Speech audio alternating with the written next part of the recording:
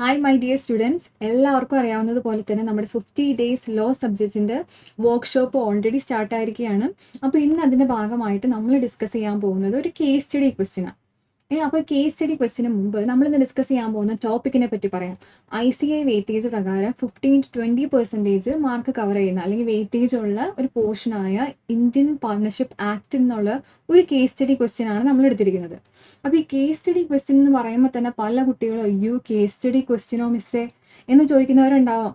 നമ്മുടെ തന്നെ പല സ്റ്റുഡൻസ് ഇങ്ങനെ പറയുന്നത് മിസ്സേ ഡയറക്റ്റ് ക്വസ്റ്റ്യൻ ഒക്കെ തന്നു, പക്ഷേ കേസ് സ്റ്റഡി ക്വസ്റ്റ്യൻ മിസ്സേ അത് ഇച്ചിരി അതെന്തുകൊണ്ടാണ് എല്ലാ കുട്ടികളും ഈ കേസ് സ്റ്റഡി ക്വസ്റ്റ്യനിൽ ഇത്ര ഡിഫിക്കൽട്ടി തോന്നുന്നത് എന്ന് നമ്മളൊരു അനാലിസിസ് നടത്തി.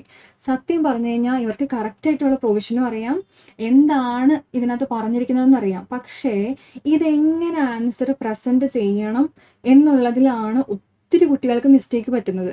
അവിടെയാണ് ശരിക്കും പറഞ്ഞു കഴിഞ്ഞാൽ ഈ കേസ് സ്റ്റഡി ക്വസ്റ്റ്യൻ അയ്യോ ഡിഫിക്കൽട്ടാണ്, അയ്യോ അത് ആൻസർ ചെയ്യാൻ പറ്റില്ല എന്നൊക്കെ നമുക്ക് തോന്നണേ. അപ്പോൾ നമുക്ക് ഇന്ന് എന്ത് ചെയ്യാം, നമുക്ക് ഈ ഒരു കേസ് സ്റ്റഡി ക്വസ്റ്റ്യൻ എടുക്കാം. എന്നിട്ട് ഈ കേസ് സ്റ്റഡി ക്വസ്റ്റ്യൻ എങ്ങനെയാണ് ഒരു സ്ട്രക്ചേർഡ് വേ ഓഫ് പ്രസൻറ്റേഷൻ നമുക്ക് ചെയ്യാൻ പറ്റുക, എങ്ങനെയാണ് അതിനകത്ത് ഫുൾ മാർക്ക് നമുക്ക് സ്കോർ ചെയ്യാൻ പറ്റുക നോക്കാം. അതിന് ഒരു സിമ്പിൾ ട്രിക്ക് ഉണ്ട്.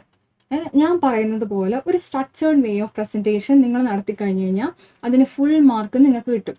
അപ്പോൾ നമുക്ക് അതെങ്ങനെയാണെന്ന് നോക്കിയാലോ. ഒരു ഫസ്റ്റ് ഒരു കേസ് സ്റ്റഡി ക്വസ്റ്റ്യൻ. ആ കേസ് സ്റ്റഡി ക്വസ്റ്റ്യൻ എന്താണെന്നറിയോ നിങ്ങൾക്ക്? ഇപ്പോൾ കേസ് സ്റ്റഡി ക്വസ്റ്റ്യൻ എന്ന് പറഞ്ഞു കഴിഞ്ഞാൽ നിങ്ങളൊരു ഫ്യൂച്ചർ നിങ്ങളൊരു CA എന്ന് വിചാരിക്കുക. അപ്പോൾ നിങ്ങളൊരു CA ആണ്, ഒരു ഫേം ഉണ്ട് നിങ്ങൾക്ക്. ആ ഫേമിലേക്ക് നിങ്ങളുടെ ക്ലയൻസ് വരുന്നു. ഈ പല ക്ലയൻസ് നമ്മുടെ ഓഫീസിലേക്ക് വരില്ലേ? ഈ പല ക്ലയൻസും അവർക്ക് ഓരോരുത്തർക്കും ഉള്ള ഇഷ്യൂ ആയിട്ടായിരിക്കും നിങ്ങളുടെ അടുത്തേക്ക് വരണ്ടാവുക.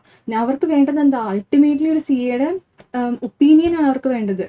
അപ്പോൾ ഓരോ ക്ലയൻസ് ഒരു ക്ലയൻറ്റ് നിങ്ങളുടെ അടുത്ത് വന്നിട്ട് പറയാണ്, സാർ അല്ലെങ്കിൽ മാഡം, ഞങ്ങൾ ഇന്ന വർഷം ഞങ്ങളൊരു ബിസിനസ് സ്റ്റാർട്ട് ചെയ്തു, ഞങ്ങൾ ബിസിനസ്സിൽ ലോസ് ഉണ്ടായി, അത് കഴിഞ്ഞിട്ട് ഞങ്ങൾ ഇന്ന പ്രോപ്പർട്ടി മേടിച്ചു, അത് കഴിഞ്ഞിട്ട് ഇന്ന പ്രശ്നങ്ങളൊക്കെ ഉണ്ടായി, അത് കഴിഞ്ഞിട്ട് പുതിയൊരു പാർട്ട്ണർ വന്നു, ആ പാർട്ട്ണർ കുറച്ച് നാൾ കഴിഞ്ഞപ്പോൾ പോയി. ഇങ്ങനെ ഒരു ലോങ് സ്റ്റോറി അവർ പറയും.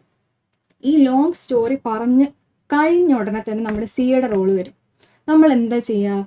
എല്ലാം സൈലൻ്റ് ആയിട്ട് നമ്മൾ ഒബ്സർവ് ചെയ്ത് നമ്മൾ ഈ കേസ് സ്റ്റഡി മൊത്തം നമ്മൾ മനസ്സിലാക്കുക ആദ്യം. എന്നിട്ട് ആദ്യം തന്നെ നമ്മൾ തലയിലേക്ക് എടുക്കേണ്ട എന്താണെന്നറിയോ? ഇതേത് പ്രൊവിഷനാണ് ഇവർക്ക് ആപ്ലിക്കബിൾ ആവാന്ന് കറക്റ്റായിട്ട് നോട്ട് ചെയ്യണം.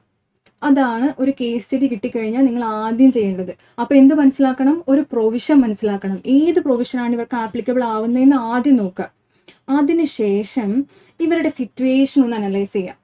അപ്പോൾ ഒത്തിരി കുട്ടികൾ വിചാരിച്ചിരിക്കുന്നതേ ഈ അനാലിസിസ് അല്ലെങ്കിൽ ഈ അനലൈസ് ചെയ്യാന്നൊക്കെ പറയുമ്പോഴേ ചുമ്മാ കേസ് സ്റ്റഡി എടുത്ത് കട്ട് കോപ്പി പേസ്റ്റ് ചെയ്ത് വെക്കാന്നാ.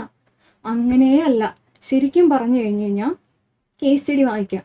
ഈ കേസ് സ്റ്റഡിയിൽ നമ്മളൊരു പ്രൊവിഷൻ കണ്ടുപിടിച്ച് ഈ പ്രൊവിഷനായിട്ട് ഇൻ്റർലിങ്ക് ചെയ്ത് ഇവരുടെ പ്രശ്നം എന്താണെന്ന് മനസ്സിലാക്കി അതാണ് നിങ്ങൾ അനാലിസിസിൽ എഴുതേണ്ടത്.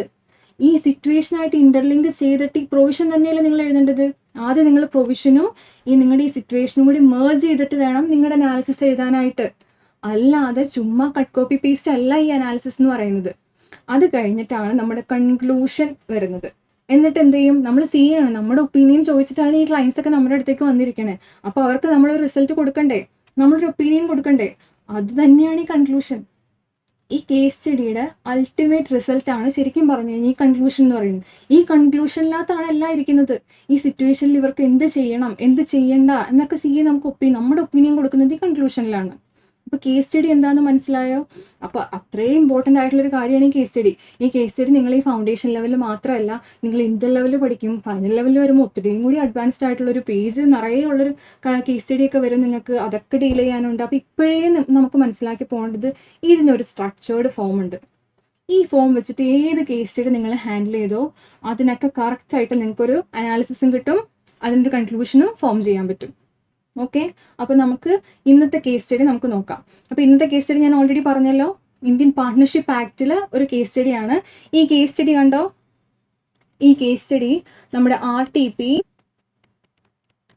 May 25 ഒരു ക്വസ്റ്റ്യൻ ആണിത്. അപ്പോൾ നമുക്ക് ക്വസ്റ്റ്യൻ വായിക്കാം അല്ലേ? ഓക്കെ, അപ്പോൾ ക്വസ്റ്റ്യൻ വായിക്കാം. Amit and Ajay have started the business of wholesale trading of sugar. അമിത്തും അജയും ചേർന്നിട്ട് ഒരു business of wholesale trading of sugar തുടങ്ങി. അപ്പോൾ എന്താണിത്? പാർട്ട്ണർഷിപ്പാണ്. അമിത്തും അജയും ഒരുമിച്ചാണ് ബിസിനസ് തുടങ്ങിയേക്കുന്നത്. അപ്പോൾ നമുക്ക് എന്തെഴുതാം? 2 പാർട്ട്നേഴ്സ് ഉണ്ടായിരുന്നു. ഒന്ന് എന്തായിരുന്നു അവരുടെ ബിസിനസ്? Trading of sugar. ആരൊക്കെയായിരുന്നു നമ്മുടെ പാർട്ട്നേഴ്സ് ആരൊക്കെയായിരുന്നു? അമിത് ഉണ്ട്,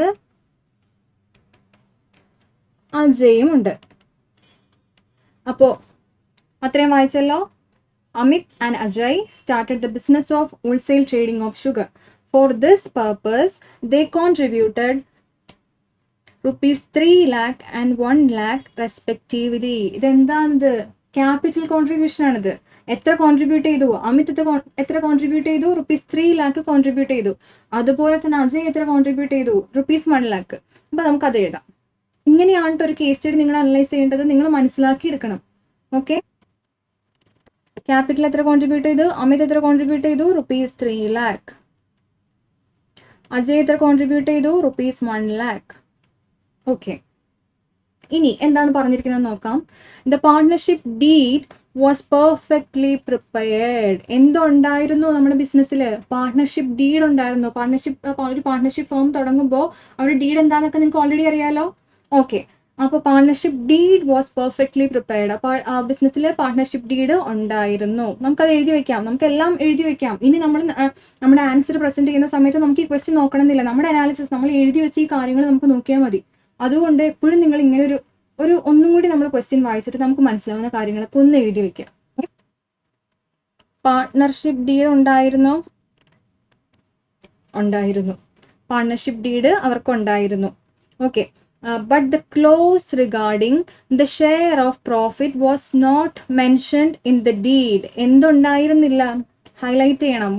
ഷെയർ ഓഫ് പ്രോഫിറ്റ് നമ്മുടെ ഡീഡിൽ മെൻഷൻ ചെയ്തിട്ടുണ്ടായിരുന്നില്ല. ഇത്രയും പറയുമ്പോൾ തന്നെ ഏത് സെക്ഷനാണ് നമുക്ക് ഓർമ്മ വരേണ്ടത്? Section 13B of Indian partnership act. അപ്പൊ തന്നെ നമുക്ക് ഓർമ്മ വരണം. Right to share the profits and losses among the partners. ഇത് ഇത്രയും പോയിന്റ് നമ്മൾ സ്ട്രൈക്ക് ചെയ്യണം. നിങ്ങൾ തന്നെ ആലോചിച്ച് നോക്കാം. അമിതും അജയും നമ്മുടെ ക്ലയൻസ് ആണ്. അവർ നമ്മുടെ അടുത്തേക്ക് വന്നിരിക്കുകയാണ് ഒരു സൊല്യൂഷൻ ചോദിച്ചിട്ട്. അപ്പൊ നമ്മൾ ഇത്രയും ഒരു കാര്യങ്ങൾ പറയുമ്പോൾ തന്നെ ഡീഡ് ഉണ്ടായിരുന്നു. പക്ഷെ എന്തുണ്ടായിരുന്നില്ല? Share of profit was not mentioned in the deed. Okay, ഇത്രയും പറഞ്ഞു. നമുക്ക് ഇനി കേസ് സ്റ്റഡി ഒന്നും കൂടി വായിക്കാം. അത് കഴിഞ്ഞിട്ട് ബാക്കി. Due to heavy rain the stock of sugar was spoiled and the firm incurred the loss of rupees 60,000. എന്ത് ഇൻകർ ചെയ്തു? ഒരു ബിസിനസ് ലോസ് വന്നു. ബിസിനസ് ലോസ് rupees 60,000 നമുക്ക് ബെയർ ചെയ്യേണ്ട വന്നു.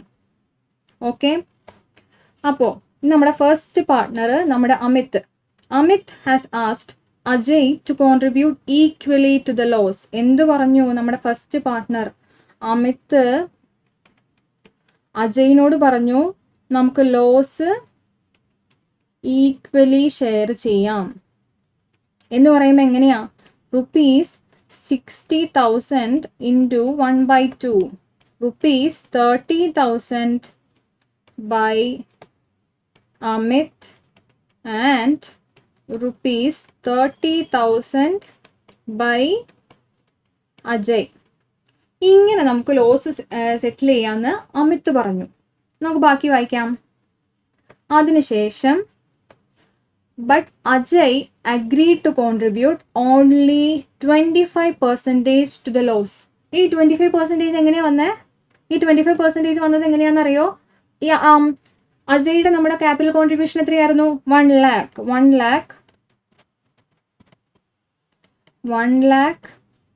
ഇവർ ടോട്ടൽ കോൺട്രിബ്യൂഷൻ എത്രയായിരുന്നു? rupees 3 lakh plus 1 lakh എത്രയായിരുന്നു? 4 lakh into 100 എത്ര വരും? 25%. ഇതാണ് അവരുടെ ക്യാപിറ്റൽ കോൺട്രിബ്യൂഷന്റെ പ്രപ്പോർഷൻ ആണ് പറയുന്നത്. അടുത്ത സെന്റൻസ് വായിച്ചു നോക്കിയാൽ നമുക്ക് മനസ്സിലാവും. That is the ratio of capital contribution. Ajay എന്ത് പറഞ്ഞു?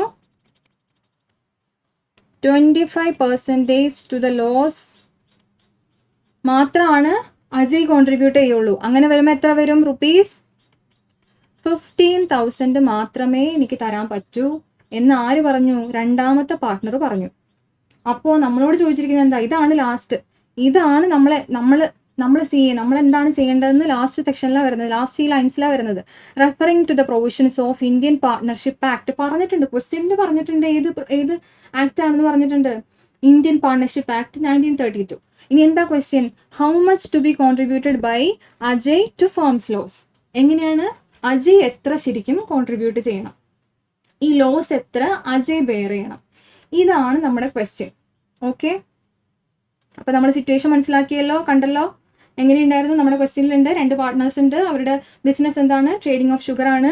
അവരുടെ ക്യാപിറ്റൽ കോൺട്രിബ്യൂഷൻ എത്രയാണ്? അമിത് 3 lakh കോൺട്രിബ്യൂട്ട് ചെയ്തു, അജയ് അതുപോലെ തന്നെ 1 lakh കോൺട്രിബ്യൂട്ട് ചെയ്തു. ഡീഡ് ഉണ്ടായിരുന്നോ? ഡീഡ് ഉണ്ടായിരുന്നു, പക്ഷേ ക്ലോസ് മെൻഷൻ ചെയ്തിട്ടുണ്ടായിരുന്നില്ല. ക്ലോസിൽ എന്ത് മെൻഷൻ ചെയ്തിട്ടുണ്ടായിരുന്നില്ല? ഷെയറിംഗ് ഓഫ് പ്രോഫിറ്റ് എന്ത് മെൻഷൻ ചെയ്തിട്ടുണ്ടായിരുന്നില്ല? ഡീഡിൽ മെൻഷൻ ചെയ്തിട്ടുണ്ടായിരുന്നില്ല. അപ്പോൾ നോട്ട് ചെയ്യണേ, ഡീഡിലൊന്നും മെൻഷൻ ചെയ്തിട്ടുണ്ടായിരുന്നില്ല. അത് കഴിഞ്ഞിട്ട് പിന്നീട് എന്ത് പറ്റി? ഒരു ബിസിനസ് ലോസ് ഉണ്ടായി, ₹60,000 ബിസിനസ്സിന് ബെയർ ചെയ്യേണ്ടി വന്നു. അപ്പോൾ അതെങ്ങനെ? ഒരു പാർട്ട്ണർ, ഫസ്റ്റ് പാർട്ട്ണർ നമ്മുടെ അമിത് പറഞ്ഞു, ദേ നോക്ക്, നമുക്ക് ലോസ് നമുക്ക് ഈക്വലി ഷെയർ ചെയ്യാം. 60,000 ഉണ്ടായെങ്കിൽ 30,000 നീയും 30,000 ഞാനും തമ്മിൽ ഷെയർ ചെയ്യാം. പക്ഷേ അജയ് രണ്ടാമത്തെ പാർട്ട്ണർ അതൊന്നും പറ്റില്ല, ഞാൻ ക്യാപിറ്റൽ കോൺട്രിബ്യൂട്ട് ചെയ്തത് 1 lakh ഈ ബിസിനസ്സിലേക്ക് ഞാൻ കോൺട്രിബ്യൂട്ട് ചെയ്തിട്ടുള്ളൂ. കണ്ടോ, ഈ 1 lakh മാത്രമേ ഞാൻ കോൺട്രിബ്യൂട്ട് ചെയ്തിട്ടുള്ളൂ. അപ്പോൾ എനിക്ക് ഈ 1 lakhന്റെ അനുസരിച്ചുള്ള ലോസ് മാത്രം ഞാൻ ബെയർ ചെയ്യുള്ളൂ. ഇങ്ങനെയാണ് ആര് പറഞ്ഞത്? നമ്മുടെ രണ്ടാമത്തെ പാർട്ട്ണർ അജയ് പറഞ്ഞത്. അപ്പോൾ അങ്ങനെ നോക്കുമ്പോൾ 15,000 മാത്രമേ ഞാൻ തരുള്ളൂ. ഇനിയിപ്പോൾ നമ്മുടെ ക്വസ്റ്റ്യൻ എന്താ ചോദിച്ചിരിക്കുന്നത്? How much to be contributed by Ajay to the firm's loss? എത്രയൊക്കെ അജയ് നമ്മുടെ ഫേമിന്റെ ലോസിലേക്ക് എത്ര കോൺട്രിബ്യൂട്ട് ചെയ്യണം? മനസ്സിലായോ? ഇപ്പൊ കറക്റ്റ് ആയിട്ടൊരു ഇത് കിട്ടിയില്ലേ? നമുക്ക് ഈ ക്വസ്റ്റ്യൻ എന്താന്ന് മനസ്സിലായില്ലേ? ഇങ്ങനെയാണ് നമ്മൾ ഫസ്റ്റ് ഒരു കേസ് സ്റ്റഡി കിട്ടുമ്പോൾ ആദ്യം നിങ്ങൾ ചെയ്യേണ്ടത്. ഓക്കെ, അപ്പോൾ നമ്മൾ ക്വസ്റ്റ്യൻ എന്താന്ന് വായിച്ചല്ലോ. അപ്പം നമ്മൾ ക്വസ്റ്റ്യൻ വായിച്ചു. ഇനി എങ്ങനെയാണ് നമുക്ക് ഇതിന്റെ ആൻസർ പ്രസന്റ് ചെയ്യേണ്ടതെന്ന് നോക്കാം. ഞാൻ പറഞ്ഞു കേസ് സ്റ്റഡി വരുമ്പോൾ നമ്മൾ എങ്ങനെ പ്രസന്റ് ചെയ്യണം? പ്രൊവിഷൻ, അനാലിസിസ് ആൻഡ് കൺക്ലൂഷൻ, ഈ ഒരു ഫോമാറ്റിലാണ് നമ്മൾ ആൻസർ പ്രസന്റ് ചെയ്യേണ്ടത്. അപ്പോൾ ഇവിടെ നമ്മൾ നോക്കാം, ഞാൻ എങ്ങനെയാണ് നമ്മുടെ ആൻസർ ഷീറ്റ് നമ്മൾ പ്രസന്റ് ചെയ്യുന്നത്, നമ്മൾ എങ്ങനെയാണ് ആൻസർ ഷീറ്റ് കാണുന്നത്, അത് തന്നെയാട്ടോ ഞാൻ നിങ്ങൾക്ക് കാണിച്ചു തന്നേക്കുന്നത്. അപ്പം നമ്മൾ ആദ്യം എന്ത് എഴുതണം? മറക്കാതെ ക്വസ്റ്റ്യൻ നമ്പർ എഴുതണം. ക്വസ്റ്റ്യൻ നമ്പർ എഴുതിയില്ലെങ്കിൽ മാർക്ക് കിട്ടില്ല കേട്ടോ. ഇനി അപ്പോൾ ക്വസ്റ്റ്യൻ നമ്പർ നമ്മൾ ഫസ്റ്റ് മെൻഷൻ ചെയ്യാം. അത് കഴിഞ്ഞിട്ട് നമ്മൾ എന്തെങ്കിലും ഈ ക്വസ്റ്റ്യൻ ആണെങ്കിൽ എന്തായിരിക്കും നമ്മുടെ ഈ ക്വസ്റ്റ്യനിൽ ചോദിച്ചിരിക്കുന്നത്? Right to share the profits and losses ആണ്. അങ്ങനെ ഞാൻ ഹെഡിങ് എഴുതുള്ളൂ. എന്തായിരിക്കും ആ കേസ് സ്റ്റഡിയുടെ ഒരു ക്രക്സ്? അതിനകത്ത് എന്താ നമുക്ക് ഫോം ചെയ്യാൻ പറ്റുന്ന ഒരു ഹെഡിങ്ങോ, അതിന് പറ്റിയൊരു ഹെഡിങ് നിങ്ങൾ കൊടുക്കുക. ഓക്കെ, അപ്പോൾ ഹെഡിങ് ഓഫ് ദ ക്വസ്റ്റ്യൻ ആയി. അത് കഴിഞ്ഞിട്ട് ഒരു സൈഡ് ഹെഡിങ് കൊടുക്കുക. പ്രൊവിഷൻ, എന്താണോ ആപ്ലിക്കബിൾ പ്രൊവിഷൻ അത് എഴുതുക. മനസ്സിലായോ? എന്താണ് ആപ്ലിക്കബിൾ പ്രൊവിഷൻ അത് എഴുതുക. ഓക്കെ, പ്രൊവിഷൻ എല്ലാം എഴുതി. അത് കഴിഞ്ഞിട്ട് വേണം നിങ്ങൾ നിങ്ങളുടെ അനാലിസിസ് എഴുതാൻ. ഞാൻ പറഞ്ഞു, എഗെയിൻ ഐ റിപ്പീറ്റ്, ചുമ്മാ കട്ട് കോപ്പി പേസ്റ്റ് ചെയ്യരുത്. നമ്മൾ പ്രൊവിഷനായിട്ട് ഇന്റർലിങ്ക് ചെയ്തിട്ട് വേണം നമ്മൾ എന്ത് എഴുതാൻ? അനാലിസിസ് ഫോം ചെയ്യാനായിട്ട്. അത് കഴിഞ്ഞിട്ട് നമ്മുടെ മെയിൻ താരം കൺക്ലൂഷന് മാർക്കുണ്ട്, അതിന് കറക്റ്റ് മാർക്കുണ്ട്. ഇതിന്റെ വെയിറ്റേജ് നോക്കുകയാണെങ്കിൽ ഇപ്പോൾ ഒരു 5 മാർക്കിന്റെ ക്വസ്റ്റ്യൻ, ഇപ്പം നമ്മൾ കണ്ട ഈ ക്വസ്റ്റ്യനെ ഒരു 5 മാർക്കിന്റെ ക്വസ്റ്റ്യൻ ആണെന്ന് വിചാരിക്കുക. ഈ 5 മാർക്കിന്റെ ക്വസ്റ്റ്യനിൽ ഈ ഒരു 5 മാർക്കിന്റെ ക്വസ്റ്റ്യൻ ആണിത്. ഈ 5 മാർക്കിന്റെ ക്വസ്റ്റ്യനിൽ ഈ പ്രൊവിഷൻ എത്ര മാർക്ക് കിട്ടുമെന്ന് അറിയുമോ നിങ്ങൾക്ക്? ഈ പ്രൊവിഷന് 2 മാർക്കായിരിക്കും. ഈ പ്രൊവിഷൻ നിങ്ങൾ കറക്റ്റായിട്ട് എഴുതി കഴിഞ്ഞാൽ നിങ്ങൾക്ക് എത്ര മാർക്ക് കിട്ടും? 2 മാർക്ക് കിട്ടും. നിങ്ങൾ ഈ അനാലിസിസ് അത് കറക്റ്റായിട്ട് എഴുതി കഴിഞ്ഞാൽ നിങ്ങൾക്ക് എത്ര മാർക്ക് കിട്ടുമെന്ന് അറിയോ? 1 മാർക്ക് കിട്ടും. ബാക്കി 2 മാർക്ക് നിങ്ങൾക്ക് എന്തായിരിക്കും? ഈ കൺക്ലൂഷൻ കറക്റ്റായിട്ട് എഴുതുന്നതിനാണ് ബാക്കി നിങ്ങളുടെ 2 മാർക്ക് കിട്ടുന്നത്. മനസ്സിലായോ? ഇത് ICയുടെ വെയിറ്റേജ് ആട്ടോ. ഓരോ ക്വസ്റ്റ്യനും IC എത്ര വെയിറ്റേജ് കൊടുക്കുന്നു നമ്മൾ ഈ എഴുതിയേക്കുന്നത്. മനസ്സിലായോ? പ്രൊവിഷൻ എത്ര കിട്ടും? കറക്റ്റായിട്ട് എഴുതി 2 മാർക്ക് കിട്ടും. അനാലിസിസ് കറക്റ്റായിട്ട് എഴുതി കഴിഞ്ഞാൽ 1 മാർക്ക് കിട്ടും. പിന്നെ അത് കഴിഞ്ഞിട്ട് നമ്മുടെ കൺക്ലൂഷൻ കറക്റ്റായിട്ടാണ് നമ്മൾ എഴുതുന്നതെങ്കിൽ 2 മാർക്ക് കിട്ടും. ഇങ്ങനെയാണ് ആ 5 മാർക്കിന്റെ സ്പ്ലിറ്റ് വരുന്നത്. ഓക്കെ, അപ്പോൾ കാര്യങ്ങളൊക്കെ ഏകദേശം മനസ്സിലായ സ്ഥിതിക്ക് നമുക്ക് നമ്മുടെ ക്വസ്റ്റ്യൻ എങ്ങനെയാണ്, നമ്മുടെ ക്വസ്റ്റ്യനിൽ എന്താ പറഞ്ഞേക്കുന്നത് നോക്കാം. അജയ് എത്ര കോൺട്രിബ്യൂട്ട് ചെയ്യണമെന്നായിരുന്നില്ലേ? ഏത് പ്രൊവിഷനാണ് ഇതിനകത്ത് ആപ്ലിക്കബിൾ ആയിട്ട് വരിക? അഗെയിൻ ഞാൻ പറഞ്ഞു, section 13B of Indian partnership act. Section 13B of Indian partnership act ആണ് ഇതിന് ആപ്ലിക്കബിൾ ആവുക. ഓക്കെ, അപ്പോൾ നമ്മുടെ സെക്ഷൻ 13B എന്താ പറഞ്ഞിരിക്കുന്നതെന്ന് അറിയാവോ?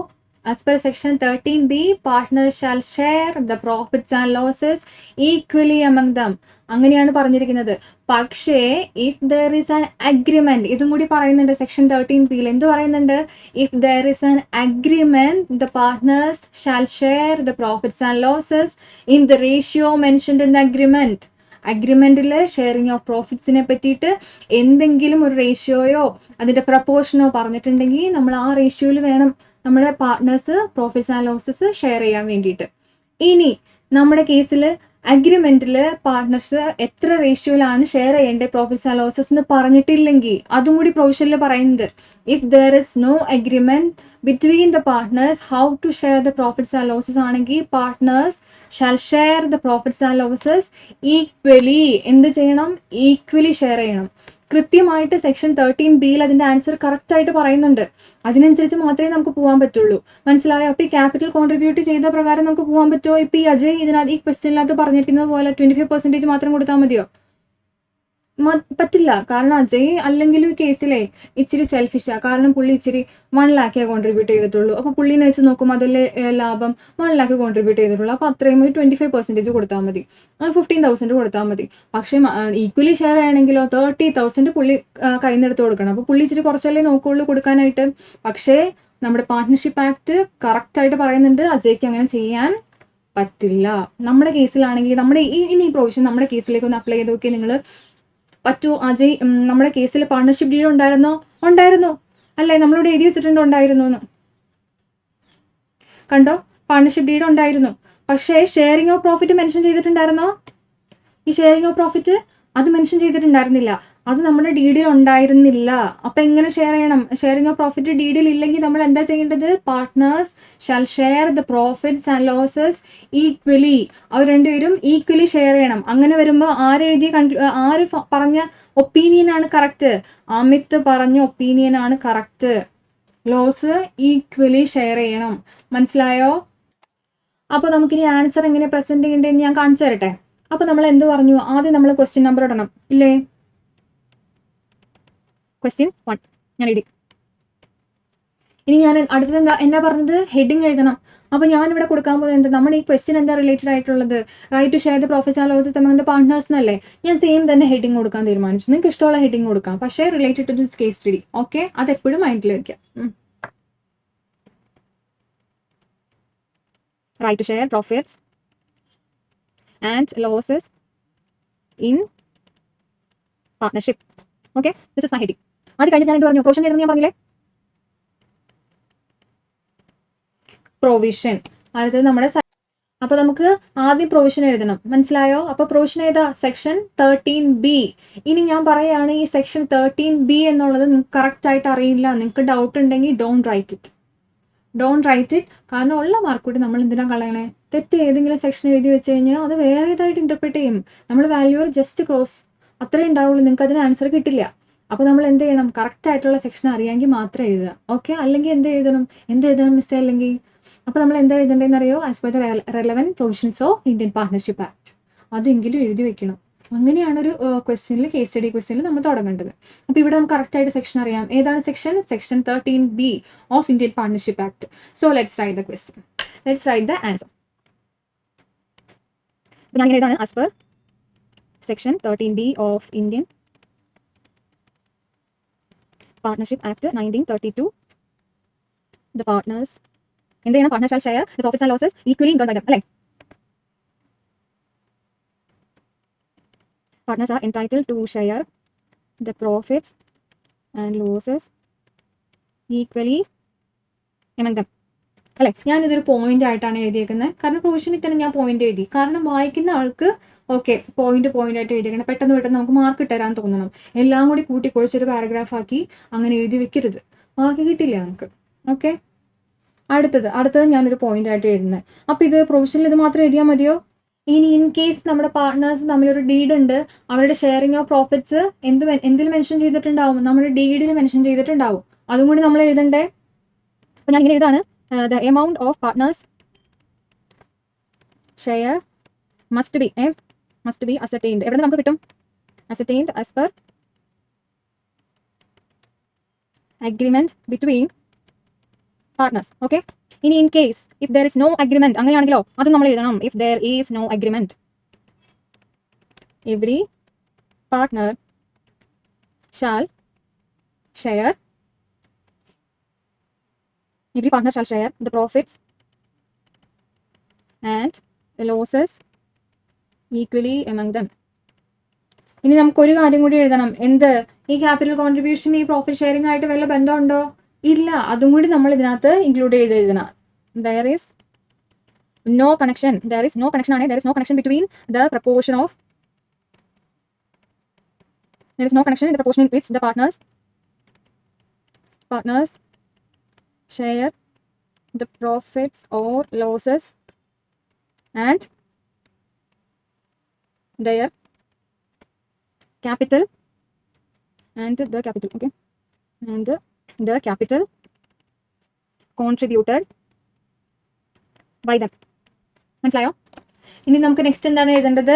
അനാലിസിസ് എഴുതണം. സൈഡ് ഹെഡിങ് കൊടുക്കുക, അനാലിസിസ് അണ്ടർലൈൻ ചെയ്യുക. അഗെയിൻ ഞാനിതൊരു പോയിന്റ് ആയിട്ടാണ് കൊടുക്കുന്നത്. നമ്മുടെ ഈ കേസ് സ്റ്റഡിയിലെ കാര്യം മാത്രം എഴുതുക, അതിൻ്റെ ഒരു ക്രക്സ് എഴുതുക, അത് പ്രൊവിഷനായിട്ട് ഏത് റിലേറ്റഡ് ആണോ അത് എഴുതുക, എവിടെയാണ് പ്രശ്നം അതുമായിട്ട് റിലേറ്റഡ് ആയിട്ട് എഴുതുക. അപ്പം ഇൻ ദ ഗിവൻ കേസ് എന്താ പ്രശ്നം? അജയ്ക്ക് പറ്റില്ല. എന്ത്? Mister Ajay wants to contribute only എന്ത് 25% മാത്രമേ കോൺട്രിബ്യൂട്ട് ചെയ്യാൻ പറ്റുള്ളൂ ഓഫ് ലോസ് എന്ന് പറഞ്ഞാൽ that is the ratio of capital contributed by him. Mister Amit wants to share the loss equally among them. അല്ലേ? ഇതാണ് നമ്മുടെ അനാലിസിസ്. മനസ്സിലായോ? ഇനി നമ്മൾ എന്താ ചെയ്യേണ്ടത്?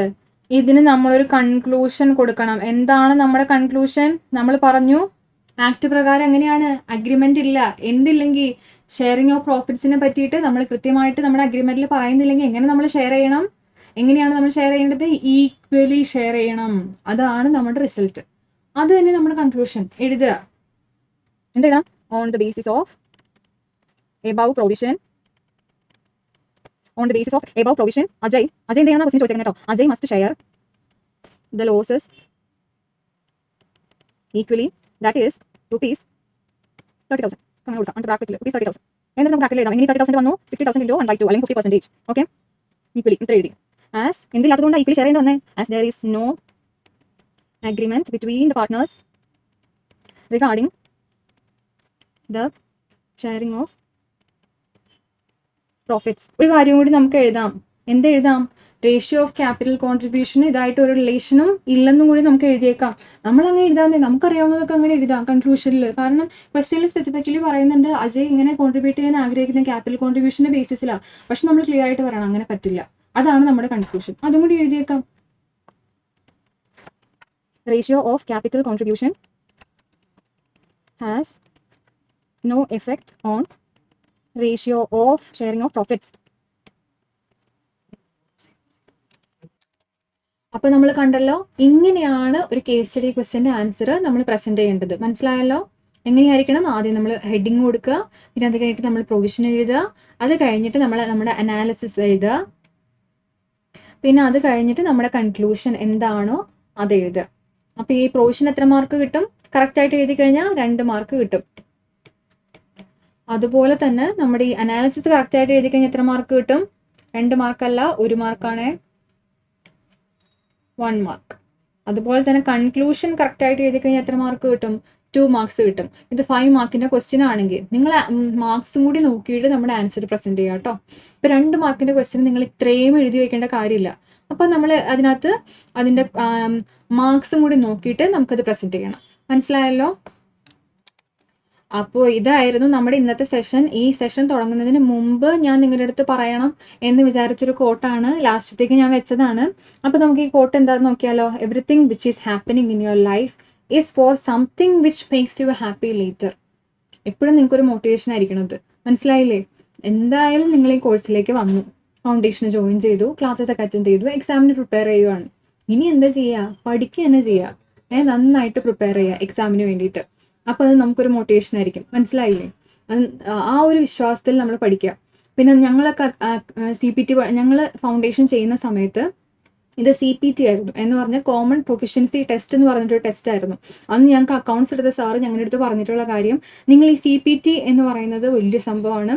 ഓക്കെ, CPT ക്ലിയർ ആയി കഴിഞ്ഞാൽ CA ക്ലിയർ ആയി എന്നൊന്നും വിചാരിക്കേണ്ട കാര്യമില്ല. CPT എന്ന് പറയുന്നത് CA പഠിക്കാനുള്ള ജസ്റ്റ് ഒരു ടിക്കറ്റ് മാത്രമാണ്. അതുപോലെ തന്നെ നിങ്ങളുടെ ഫൗണ്ടേഷൻ സ്റ്റുഡൻസിൻ്റെ അടുത്ത് ഞാൻ പറയുകയാണ്, ഈ ഫൗണ്ടേഷൻ എന്ന് പറയുന്നത് ഈ CA പഠിക്കാനുള്ള നിങ്ങൾക്ക് കിട്ടുന്ന ടിക്കറ്റാണ്. ഈ ടിക്കറ്റ് കിട്ടിയാൽ മാത്രമാണ് നിങ്ങൾക്ക് ഇന്റർ ലെവലിലേക്കും പിന്നീട് അത് കഴിഞ്ഞിട്ട് ഫൈനൽ ലെവലിലേക്ക് പോകണം, പിന്നെ ഒരു CA അല്ലെങ്കിൽ CA കൂടി ആവണം അല്ലേ. അപ്പോൾ എല്ലാവർക്കും ഉടനെ തന്നെ ഈ CA പഠിക്കാനുള്ള ടിക്കറ്റ് എല്ലാവർക്കും കിട്ടട്ടെ എന്ന് ഞാൻ വിഷ് ചെയ്യുന്നു. അപ്പോൾ നമുക്ക് നെക്സ്റ്റ് സെഷനിൽ കാണാം. Okay, by.